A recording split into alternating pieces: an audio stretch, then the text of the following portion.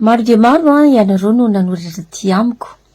Misaotra betsaka anareo amin'ny fitiavanareo sy fankafizanareo ny zavatra izay zaraina eto amin'ny pejy. Ho anareo liana amin'ny resaka ara-panahy sy ny resaka méditation na koa ny message subliminal amin'ny fanatonana harena, fahasalamana, fitiavana na mikasika ny méditation guidée na affirmation positive dia afaka mifandray mivantana amiko amin'ny alalan'ny fandefasana hafatra WhatsApp na hafatra manokana ao amin'ny pejy.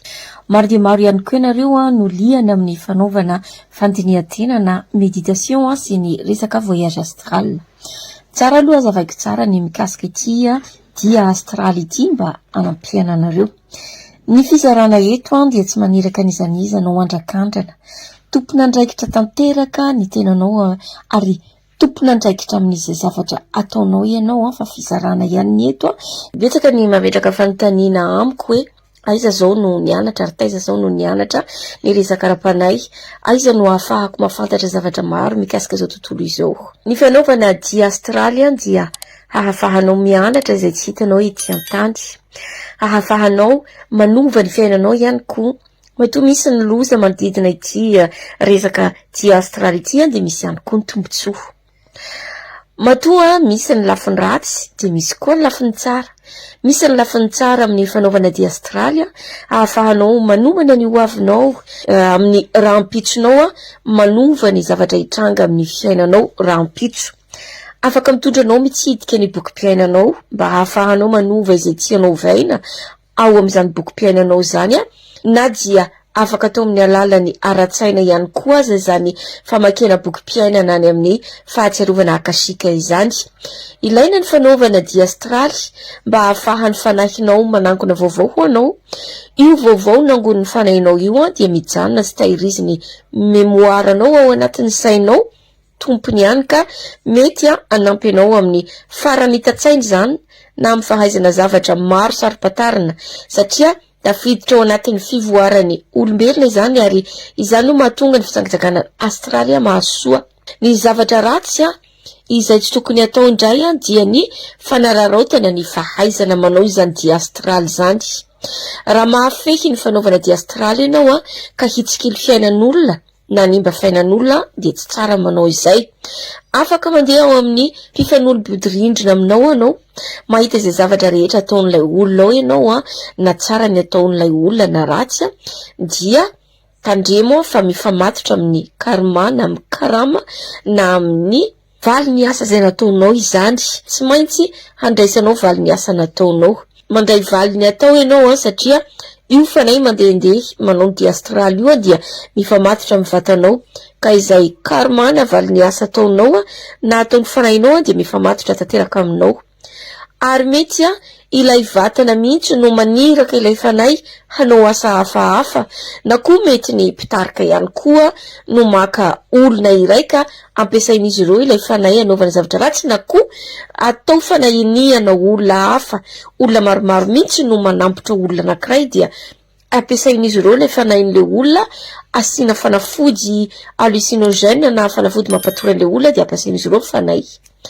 Misy tombotsoa ihany koa ny fanaovana ny astral dia astral satria ahafahanao mihaona amin'ny havana izay efa nodimandry toy ny nofy izay atao rehefa manofy ny havanao efa nodimandry ireny ianao dia everitsika hoe mandefa hafatra amintsika izy ireny na manofy tsika na nofy fotsiny ihany ny fanahintsika no mihaona aminy ary mandefa horoana tsara astral na projection astral amin'ny alalan'ny nofy ho antsika mba ahafahantsika mihaona amin'izy ireny. Miditra amin'ny tontolon'ny fahafatesana ilay fanahy, afaka miditra amin'ny tontolon'ny fahafatesana ilay fanahy nefa mitoetra ho velona kosa ny vatana ary afaka miaina sy mahita ny any ankoatra amin'izy manao torimaso lalina iny ka miaina izay rehetra ataon'ny fanahy any amin'ny toerana izay alehany ihany. Ahafanao ihany koa mahafantatra ny tantaran'ny planète, ny tantaran'olombelona toy ny ataon'ny pitsikilo any amin'ny tany mandroso dia mampiasa ny fanaovana ny dia astral izy ireny mba hanovana ny rahampitsony izao tontolo izao araka ny fijerin'izy tompony. Manampy amin'ny fivoarana ny fanahinao ny fanaovana dia astral satria afaka mahafantatra ny tontolo sy mikasika ny tontolon'ny planety ianao avy amin'ny alalan'ny dia astral etaonao koa manome fahaizana manokana ho anao. Rehefa mi-réincarné ianao any aoriana any dia efa manatraika efa sahady ianao ka afaka miakatra amin'ny dingana ambony kokoa amin'ny resaka ara-panahy. Ny dia astral dia mitranga rehefa miala amin'ny vatana ny fanahy ary mandeha makany amin'ny planina astral, any amin'ny toerana fanjakan'ireo tontolo tsy hita ara-batana na ireo vatana tsy hita maso. Dia misy ireo karazana fanahy maro sy ireo entité izay lazainy hoe anjely, zava-mananaina rehetra izay zava-mananaina hafa tsy ara-batana dia any amin'ny toerana anankiray io no misy azy. Misy ny atao hoe fitsangatsanganana astral na voyage astral, misy ihany koa ny antsoina hoe dia ara-tsaina na ny voyage mental na koa ny planina astral na projection astral. Zavatra samy hafa tanteraka ireo fa tsy tokony afangaro. Azavaiko tsara ny mikasika ny planina astral dia afaka manatrika ny rehetra izay ataon'ny fanahy eny amin'izay toerana alehany ny vatanao. Afaka mifandray mivantana sy mibaikona maniraka ilay vatana astraly, manoro sy mandefa sary mivantana aminao ny sainao. Afaka mamerina azy aingana ianao. Izany hoe tsy misy loza afaka anjoanao amin'ny tia satria tsy ireo fanahy na vatana tsy hita maso 7 no miaraka lasa any miaraka amin'ny fanahy, fa ny vatana tsy hita maso 7 dia ny vatana astral ihany no mandeha. Izay no antsoina hoe fitsangatsanganana ara-tsaina na voyage mental. Izany hoe izy tia dia traikefa amin'ny fitsaharany vatana sy ny saina mandritra ny fitidian'ny saina ny abaka manodidina azy.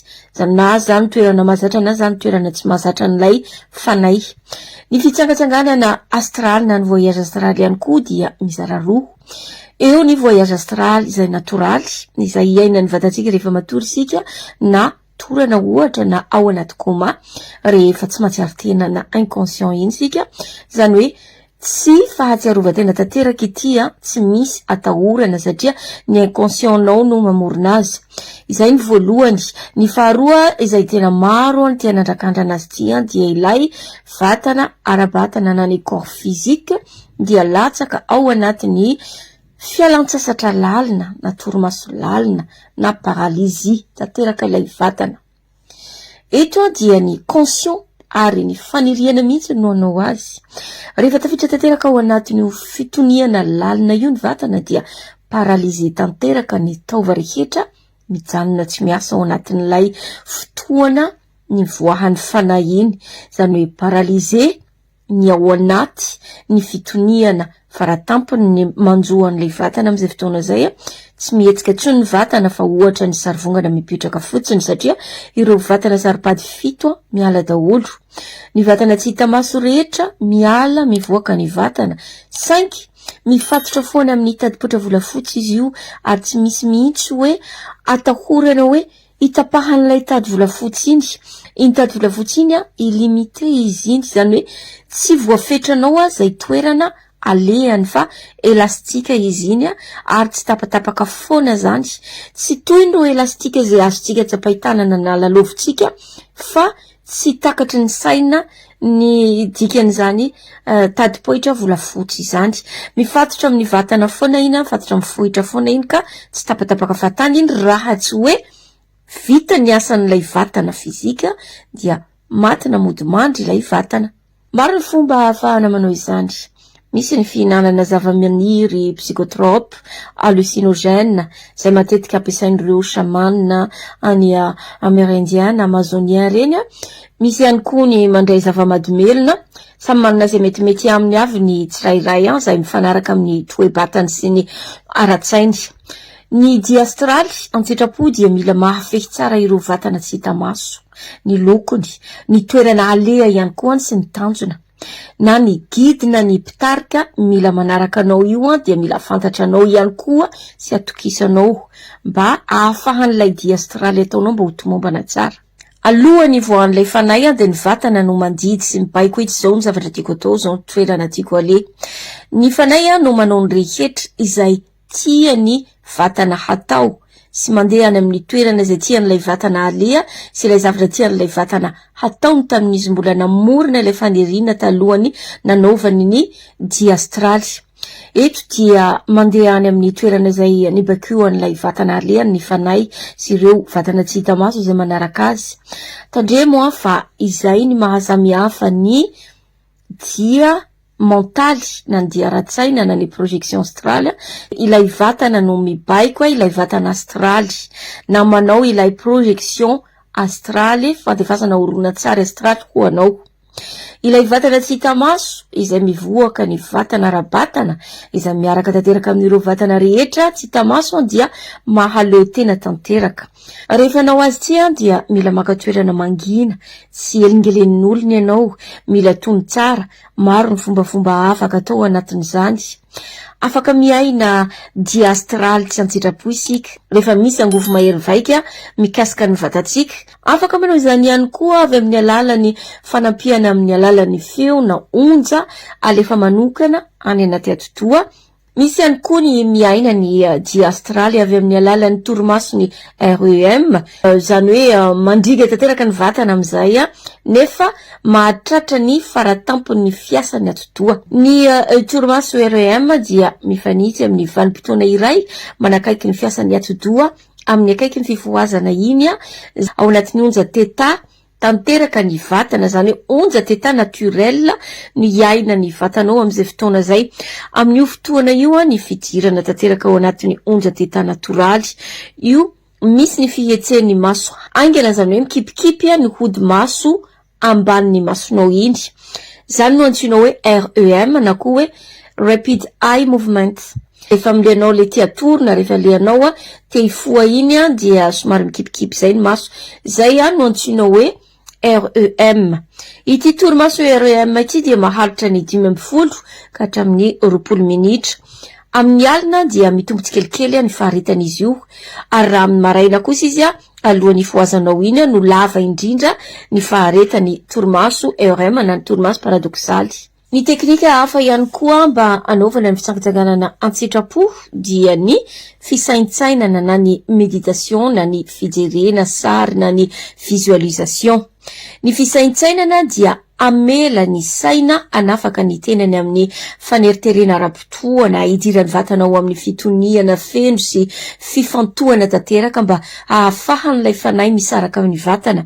Izany dia midika fa tsy afaka atao antery ny fanaovana fitsangatsanganana astraly, tsy afaka miditra amin'izany ianao raha tsy tony tsara ny vatana, raha tsy tony tsara ny ao anatinao.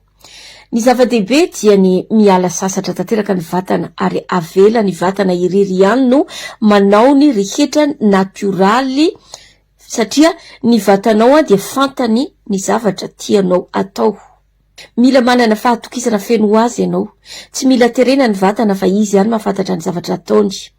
Raha manao fanazarantena matetika ianao na minitra kelikely isan'andro fotsiny aza dia ho azonao atao ny mifehy ny tenanao any aoriana kely ihany. Misy tranga maromaro mety ho hitanao sy iainanao alohan'ny hiditra ao anatin'izany fitsangatsanganana astraly zany ianao, toy ny fienjana na mahery vaika eo amin'ny tenda na manerana ny vatana ray manontolo, eo ihany koa ny fidirana amin'ny transe na minitsinitra le vatana, eo ihany koa ny fahatsapana fanina na ovitrovitra, dia mety ho famantarana izany fa eo andalan'ny fisarahana amin'ny vatanao ny sainao na ny fanainao. Rehefa misy ireo tranga ireo dia midika izay fa efa mivoaka misaraka amin'ny vatana ny fanay. Ny fiainan'ny fanay ivelan'ny vatana matetika dia trangan-javatra an-tsitrapo. Mila fitandremana tanteraka izy io satria betsaka le zavatra mety hitranga eny amin'ny lalana sy toerana aleha eny amin'ny fiverenan'ilay fanay, koa mila fitandremana indrindra izy io rehefa miditra ny manomboka eo amin'ny vatana astraly fahatelo sy faharoa alohan'ny hidirany ny vatana ara-batana. Mety ho mora ny fidirany, mety ho sarotra ihany koa, mety ampidi-doza ilay vatana rehefa sarotra na tsy ampihery na tsy ampiangovo ilay vatana. Mety ihany koa raha tsy mahafeno vatana na ny fanay ilay olona sy ny olona mitarika azy dia mety hitondra entité ratsy toy ireo fanay ratsy na fanain'olona maty tampoka ireny ilay fanay mivezivezy ireny ilay fanay. Toy ireny fanay izay lasa matoatoa ireny ohatra, izay tena ambany onja indrindra ka ny zavatra ratsy ihany ny zavatra hainy ireny atao. Mety ihany koa mifanena amin'ny double cosmique anao ilay fanay ka manaraka azy ilay double dia ampidi-doza tanteraka ilay vatana izany, na izany ilay double positiva na double negativa dia tsy manana lalana manaraka ilay fanay izy hiditra ao anatin'ny vatanao satria samy manana ny lalàna mifehy azy daholo ny rehetra eto ambonin'ity planeta tany iainantsika ity. Mety lasa-dala ny vatana zay na koa tsy mahatsiaro tena tanteraka amin'ny mahaolona azy itsony ilay olona, na lasa somary veritadidina lasa-dala, na dia misy azany milasa fa mahafehy azy tanteraka ny vatany sy ny ara-tsainy, dia mbola misy ihany ireny mpampianatra izay tena efa ambony reny milaza azy mahafehy ity trangan-javatra anankiray ity nefa dia tratriny tsy napoizina foana. Ny dia astraly ihany koa dia mety hifarana tampoka, mety ho vokatry ny tsy fahampiany angovona energia, ka izany no tsara amin'ny famehezana ny fanaovana meditation na ny fifohana rivotra mba ho ampisakafo ny fanay. Zany hoe eny andalana fandehandehanana eny ianao dia mety hifarana tampoka ilay dia satria tsy manana hery ilay fanay lasa tsy ampisakafo, tsy manana hery ihany koa le vatana izay miandry azy ety. Tratrany paralizy ny vatana nefa mahatsiaro tena ihany, zany hoe mahatsiaro saina.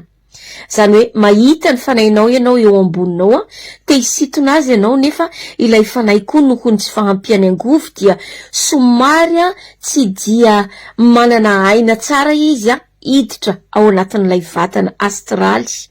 Ka ny tsara atao raha sendra izay tranga iray izay ianao mba hialana amin'ny tsy fahatsiarovan-tena dia mila ianao zany mijery ny tananao na ny sandronao astraly, mila mitsentsitra ilay angovo ny vatana energetika amin'ny alalan'ny herin'ny eritsainao na amin'le vatanao iny satria ny vatana raha eo vatana ny saina mandeha foana.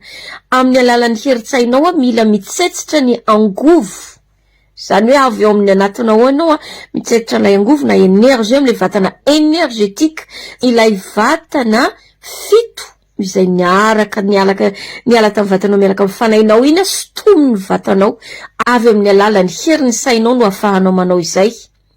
Matetika sika rehefa tratran'ny paralizin'ny torimaso, ilay tsy mahetsika tampoka iny ny vatana dia miezaka mafy sika, mihetsika, miantsoantso ny manodidina antsika ka sady tsy afaka miteny no tsy afaka mihetsika.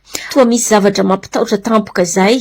Ny antony dia noho ny tsy fahampiany heriny enerjika na angovo an'ilay fanahy na koa tsy fahampiany fanaovana meditation dia tsy ampiaina na rivotra nefa lasa tampoka ny fanay dia arahina fanay hafa ilay fanainao iny. Ifantoka tanteraka ao amin'ny fiverenana ny ao anatin'ny vatanao izy ka tsy afaka manao na inona anampy anao aloha amin'iny fotoana iny satria ny zavatra mahavariana azy dia ny iverenany ao anatin'ny tranony, zany hoe ny iverenany ao anatin'ny vatanao. Ity tranga ity tsy maharitra fa manodidina segondra vitsivitsy io fotsiny. Lafo izay amintsika olombelona satria ny fotoana amin'ny vatana ara-batany olombelona sy ny fanay tsy mitovy. Noho izany dia mila fiomanana, mila fitandremana ary mila fahafantarana feno ny mikasika ireo lalàna mifehy ny ara-panay, ireo lalàna mifehy ny univers sy ny lalàna mifehy ireo vatana tsy hita maso ao anaty na ety ivelany ireo isika izay antsoina ihany koa hoe aura. Mila fehezina, mila fantatro tsara mikasika ny lalàna mikasika ireo zay ianao zay afaka miditra anatin'izany resaka voyage astral zany. Mba hialana amin'ny loza mety ahazo raha toa ka anatrakandrana dia astraly dia afaka atao tsara ny manao ny projection astral na dia mentaly na koa ny dia ara-tsaina, zany hoe fandefasana antsary horonan-tsary astraly. Azo atao ny mifehy sy mianatra manao hetsika sy dia ivelan'ny vatana avy amin'ny alalan'ny meditation na hypnose. Ny fanaovana azy io dia avy amin'ny alalan'ny fifandraisana na fidirana ao amin'ny maso fahatelo na koa noho ny fahitana ny clairvoyant dia ny vatana astral, ilay vatana fahatelo izay ao anatinao ina no manao azy io. Ao anatin'ny zava-mananaina rehetra misy an'ity vatana astraly ity daholo ary tsy tokony afangaro amin'ny vatana eterika izy io fa ny vatana eterika dia ety ivelany. Ny fanahy ihany koa dia afaka miala amin'ny vatana mandritra ny torimaso sy ny nofinofy, izany hoe nofo mazava na nofo lucide, ankoatra ny dia astraly. Izay ilay antsoina hoe projection astraly. Ity fomba fanao ity dia ahafahanao mandefa ampahatsorana ny vatanao na ny vatana astraly amin'ny planina astraly. Ny dia astraly dia mitaky heribe. Olona manana toe-batana tsara. Tsy azo atao ny manao voyage astral raha reraka ny vatana sy ny saina. Raha kivy ianao na malahelo dia tsy tsara manao izany. Ny fandehanana maharitra any amin'ny dia astraly ihany koa dia loza be ho an'ny vatanao satria mety tsy ho afaka iverina intsony ianao. Noho ny tsy fahampiany angovo. Raha tafaverina indray nefa ianao dia mety ho tafiditra ao anatin'ny koma raha ohatra ka lava loatra ilay dia naleha iny. Ny dia astraly dia mety miteraka riska amin'ny sehatra ara-tsaina ihany koa. Ohatra ny fitapitaka ireo mpitarika na ny guide spirituel na ny entité izay sendranao eny amin'izay planina astral andehananao eny, mety ampiseho aminao izay rehetra tianao hita izy ireo mpitarika na ireo entité izay sendranao. Raha ohatra ianao ka tsy mahafehy ny eritreritro sy ny fihetseponao dia sendranao izay zavatra anankiray izay tranga anankiray izay fa tsy matetika izany tranga izany. Afaka mahita ny tenanao mifanatrika amin'ny zavatra mampatahotra anao ianao. Ary tsapa sy iaina ny vatanao ety antany izany zavatra mampatahotra anao izany. Na mahatsapa nofinofy hafa ianao toa ny fahitana zavatra tsara be na ohatra fiarahana amin'olo tianao dia iainanao tokoa le izy. Nefa rehefa mifoenao tsy eo le olona tianao dia lasa ohatra ny mahatonga fahakiviana na fahadisom-panantenanao anao ihany koa izany. Ity fitsangatsangana ara-tsaina ity na ny plan mental dia azony rehetra atao. Tsotra, raha mbola tsy mafehy ny fanomezana sakafo na piranany fanahy ianao sy tsy mbola mafehy ny fihetsepo dia tsara aminao ny manao ny dia mentaly na ny dia ara-tsaina. Alohany anaovanao dingana lehibe idiranao anatin'ilay voyage astral. Misy ny mafehy an'izany fa miankina amin'ny fahatokisantena. Manana fahatokisantena sy fahaizana miresaka amin'ny fanahinao sy ny ao anatinao anao manana fahaizana manokana dia afaka ataonao tsy misy tahotra izany. Fa raha ho an'olona tsy manana fahatokisantena, tsy manana fahaizana mikasika ny vatana energetika dia aleo aloha dia ara-tsaina no atao. Saotra anao nanaraka hatramin'ny voalohany ka hatramin'ny farany, manome fotoana anao indray amin'ny manaraka.